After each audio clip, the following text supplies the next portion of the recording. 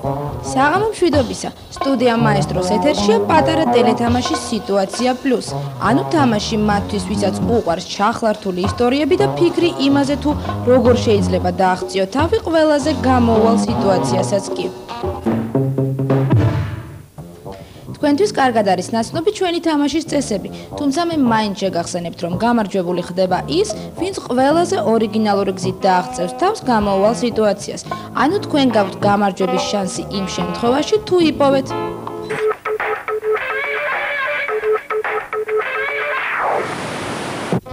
ასე რომ ორიგინალურად მოაზროვნენოთ, დაძაბეთ თქვენი ფანტაზია და მოემზადეთ მორიგი თამაშისათვის. დღეს სიტუაცია პლუს გთავაზობთ არანაკლებ საინტერესო ისტორიას. მაშასე, ყურადღებით. ყველაფერი დაიწყო ფულით.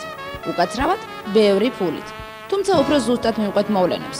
მოკლედ, ერთმა ჩვეულებრივმა კაცმა, ეს ჩვენი მთავარი გმირია, მეორე კაცისაგან, რომელიც ჩვენს გმირს მეგობრად არა, მაგრამ ამხანაგად ეკუთვნოდა, ის ესხა სოლიდური თანხა.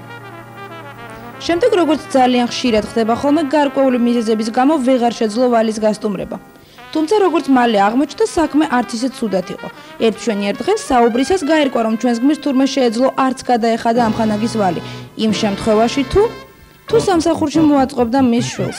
ხო, კინაღამ დაგვავიწყდა, ჩვენი გმირი პროფესიით ექიმი ბრძანდებოდა და საკმაოდ სოლიდური თანამდებობაც ეკავა ერთ-ერთ საავადმყოფოში.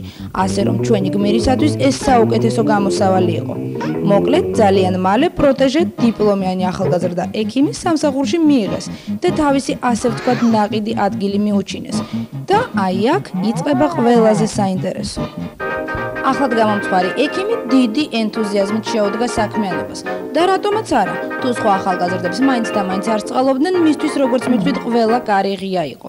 სხვათა შორის, ახლად გამომწვარი ექიმი თავის თავში საკმაოდ ზომაზე მეტადაც იყო დარწმუნებული და თვლიდა, რომ დიდი წარმატებითაც ართმევდა თავს ადამიანთა გამოჯანსაღების საქმეს. ეს ისე სხვათა შორის.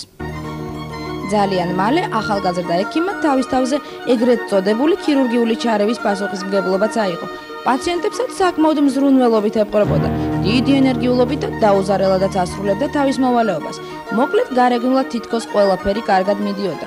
თუმცა მხოლოდ თითქოს, ერთი შეხედვით შესანიშნავ პორტრეტს აფუჭებდა ერთი საკმაოდ მნიშვნელოვანი დეტალი.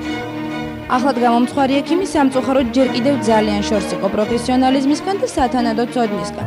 დრო გადიოდა. ერთ ჩვეულებრივ საავადმყოფოში ჩვეულებრივად ცვლიდნენ ერთმანეთს ჩვეულებრივი დღეები. თუმცა აქ უკვე სულ უფრო და უფრო ხშირად საუბრობდნენ უჩვეულო თანამშრომლის შესახებ, რომელიც ადამიანთა გამოჯანსაღების ნაცვლად რატომღაც სრულიად საპირისპიროს აკეთებდა. ხო, ჩვენი მთავარი გმირი დაგვავიწყდა. იგი რა თქმა უნდა იძულებული იყო დაეკმაყოფილებინა თავისი პროტეჟეს ყველანაირი მოთხოვნა. მიუხედავად იმისა, რომ საკუთარ თავში უზომოდ დარწმუნებული პროტეჟე სულ უფრო და უფრო კატასტროფულ შედეგებს აღწევდა. ჩვენი გმირი შეძლების დაგვარად აფარებდა მას ხელს, თუმცა ახლად გამომწვარი ექიმის რბილად რომ ვთქვათ უნიჭობის დაფარვა უკვე შეუძლებელი ხდებოდა. ერთ მშვენიერ დღეს, როგორც მოსალოდნელი იყო, ამ საკითხით საავადმყოფოს უფროსობაც დაინტერესდა და საკმაოდ კატეგორიულადაც მოითხოვა ახსნა განმარტება.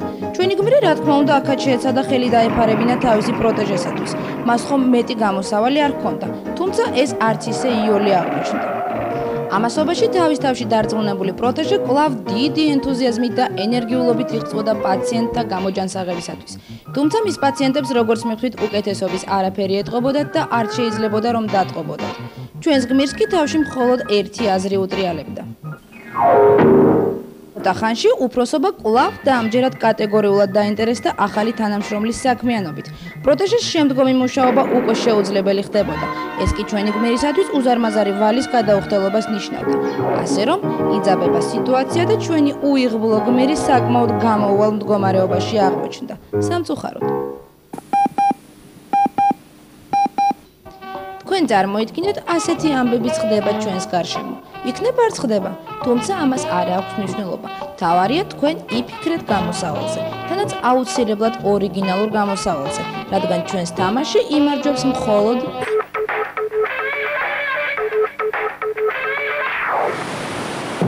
როგორც ყოველთვის თქვენი ორიგინალური აზროვნება არც დღეს დარჩება ჯილდოს გარეშე. დღევანდელი თამაშისათვის დაწესებულია საკმაოდ საინტერესო პრიზი. სტუდია მაესტროს გენერალური სპონსორის ვითა სპრინტის 20 ცალი სპრინტი.